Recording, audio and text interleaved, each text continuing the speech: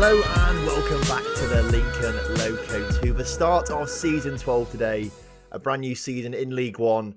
It's going to be exciting. So we've had a lot of new subscribers over the past 2 weeks. So if you're one of the new subscribers that's come along and you've joined the Lincoln Loco, welcome. I hope you're going to enjoy your time with us. All aboard the Loco as we've taken Lincoln United from Step 8 of the English Football League system all the way up to League 1 at the moment. Hopefully we'll be progressing to the Championship this season after we narrowly missed out on the playoffs at the end of last season.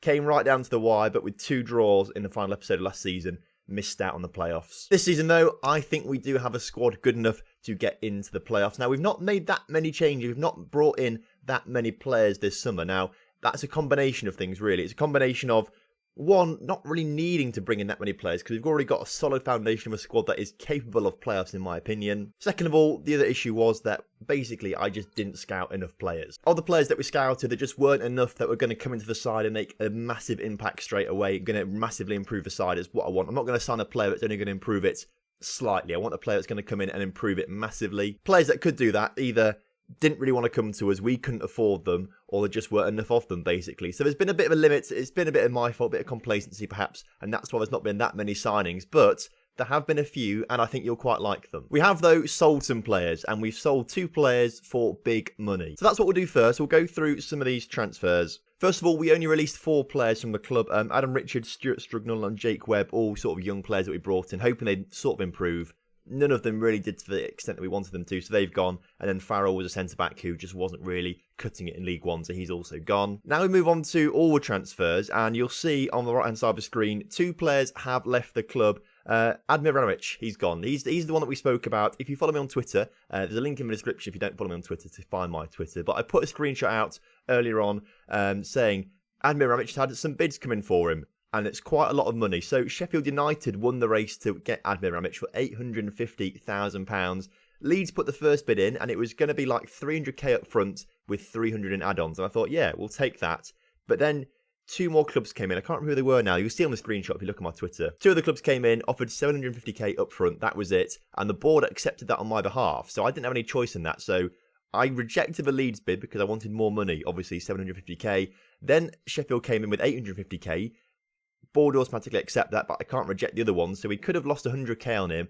And then finally Norwich came in offering 130 up front with add-ons up to 850k, but those add-ons were like bits of money we weren't ever going to get. So I was praying that Sheffield United were going to be the team to get him, and they did get him in the end. So Admir Ramic has gone to Sheffield United. What you can see though is he's right back at the club. He's come back on loan this season. So I mean, he's gone for £850,000. He's not our player anymore, but he's still at the club, still going to be commanding that midfield.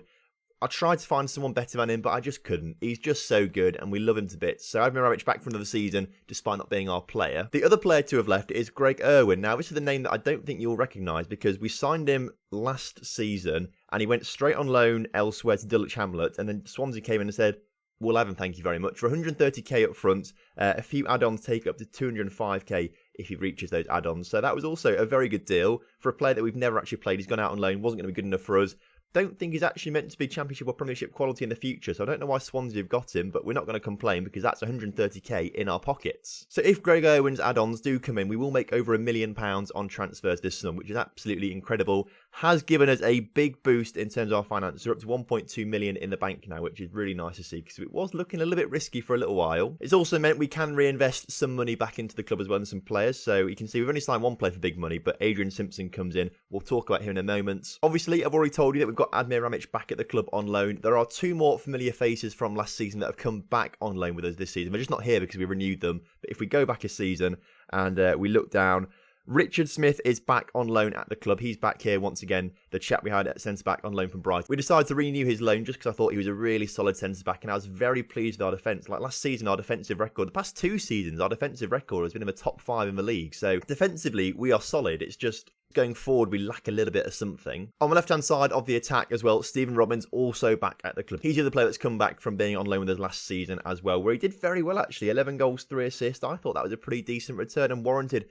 a return to the club. So welcome back, Stephen Robbins as well. And if we are talking about familiar faces, we've re-signed Victor Asuka. Now, we had him on loan for 2 seasons from Blackburn at right back, and we were struggling to find a reliable right back to come in this season once again.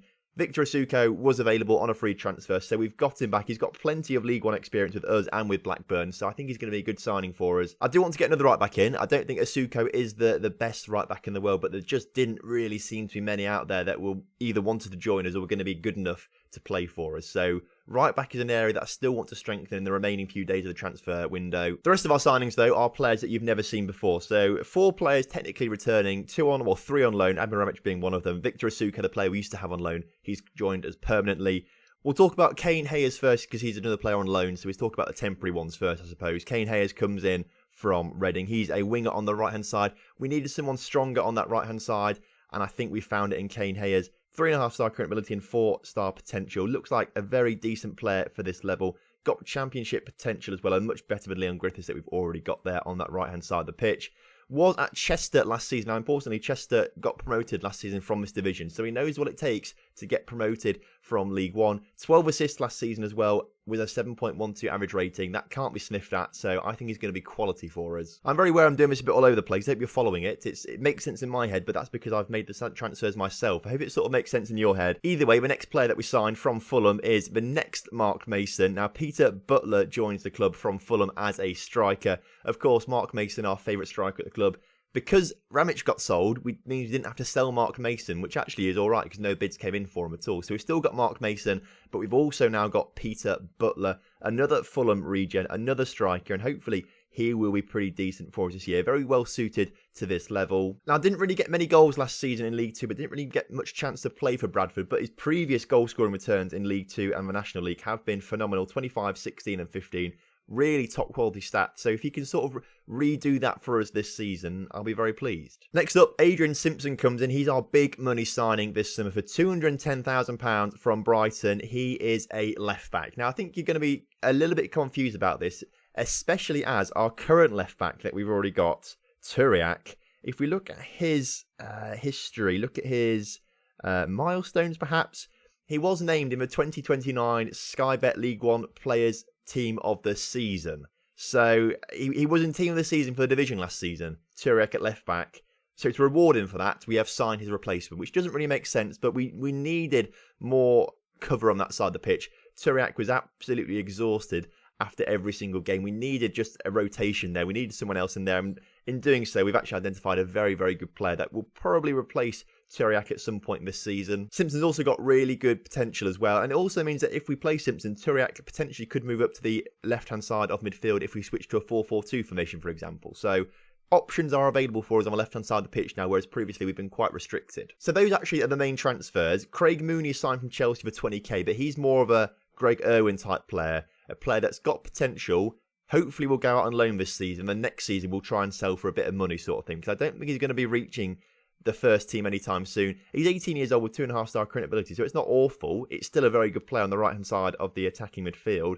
5-star potential is decent as well, but he's just not going to be in my plans at the moment, particularly with Hayes and Griffiths already on my left-hand side of the pitch. I mean, right-hand side of the pitch. I don't know my left from my right, apparently. So hopefully he'll go out on loan in a few days' time. We've got another player also coming in from Wolves, I think, hopefully, in a very similar situation. So hopefully we'll have a few players out on loan this season to try and make some money for us next summer. So they're all transfers, actually. It's not been too much. Most of the transfers we've done are sort of to bolster areas that we're already kind of strong in, but we needed more in the attack to get more goals, because that's where we've sort of lacked and not been so good in previous seasons. And we need a little bit more cover at the back as well. I'm still going to look for more right backs, I think, and maybe another centre back and maybe another midfielder, but I'm pretty confident that we could actually be pretty safe for playoffs this season. Now, we're starting off this season's campaign against Burton Albion, a team that are pretty decent, but we have a good record against them. So hopefully we'll start this season with 3 points. This is the team that I think could do it for us. We've got McClellan in goal as per usual. He's been absolutely fantastic the past 2 seasons, so he wasn't going to be replaced. New boy Adrian Simpson's going to start at left back today, but the centre of defence is pretty similar, with Richard Smith and Carl Smith keeping their positions from last season. Asuko, of course, comes in on the right-hand side as our only right back, so again, more reason to get more right backs into the squad. We do normally play Woodthorpe in that CDM position, but Hunter has played quite well there. Apparently, I've had no say in this because I get my coaches to do all the training, but they've been training him as a CDM. I'm I'm not quite sure why they automatically decide to do that, but that's what they have been doing. So maybe Hunter could be a decent player in a CDM position this season. Admir Ram-Rich, of course, is going to be retaining his position from last season as that box-to-box midfielder. But Littler, who was sort of more of a substitute player last season, Andy Littler, Mel Goff played in that deep line playmaker position most of all last season. But I think Littler this season is going to be a key man for us. So he's going to have the opportunity to shine today. Robbins, of course, staying on the left-hand side of the attacking midfield from last season because he played very well and we've retained him, obviously. Griffiths, for now, is starting on the right-hand side of the pitch because Hayes is injured for the next 2 or 3 weeks still with a bit of injury picked up over pre-season. So that's a bit of a disappointment, but Griffiths is still very able. And then we're starting, controversially, Mark Mason up front for us today because he's played very well in pre-season, got 4 or 5 goals in pre-season, more than Wade Ross, more than Butler. Wade Ross, of course, got 17 goals last season in the league for us. So Wade Ross really should be starting, but the way Mason's played in pre-season and trained over pre-season, I think we've got to start him. So that's the lineup. We're taking on Burton today. I think we can do it. Right then, kickoff is upon us today, and a positive result will put us in very good stead, I think, for the rest of the season. If we can get a good result against Burton, that does say a lot, I think, for how well we could do this season. Always good to start at home as well. Always good to start the season at home. Hopefully we get a bumper crowd here today to support the lads.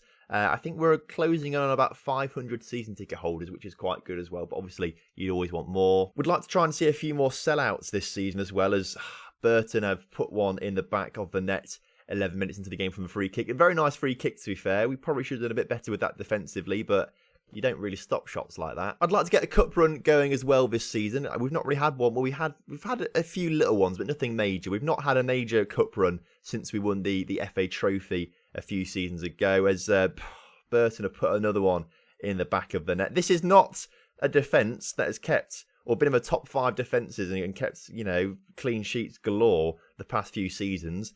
This has been a bit of a crap showing to start off the season with. I'm not pleased with this, especially as we played really well over pre-season, won every single game. To be fair, though, both the goals were long-distance wonder goals, I've got to say.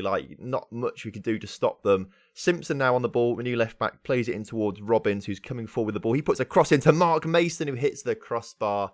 Looking for a reply there. Only our first shot of the game, so that's a bit disappointing too. As I was saying though, a good cup run would do us some good for a reputation boost, and that we need that to get a few better players. So hopefully we do get a good cup run this season. Checker Trade Trophy, of course, is the best one. We've got quite a nice group as well, actually. We've got 2 League 2 clubs and Leicester under 23s. As Mark Mason, with this another chance to come forward, misses both of those chances that he's had today. Really should have scored them both, and you've got to ask the question, would Wade Ross have scored that goal?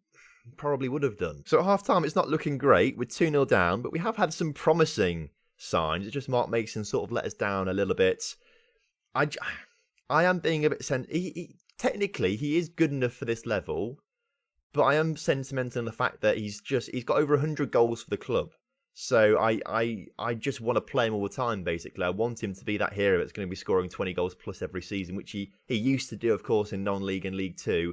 League 1, it's been very difficult for him. I think we're going to take him off, actually, relatively early on in this second half. Let's give Wade Ross a chance to show what he's made of. We won't start the new guy in today's episode. We'll probably see him next episode, though. Admir Ram-Rich on his return to the club has not played well either, so I think Jimmy Campbell's going to come on in that box-to-box midfielder role for him as well. And I would take Asuko off on a 6.2, but we've not got any more right-backs, so we need to address that pretty quickly. Hopefully we'll get someone in before the transfer deadline shuts. We do, though, have 60 minutes to turn this game around. Fingers crossed we do grab some goals towards the end of it. We need to do something. The Simpsons looks to come forward with Robbins and back into Littler in the middle.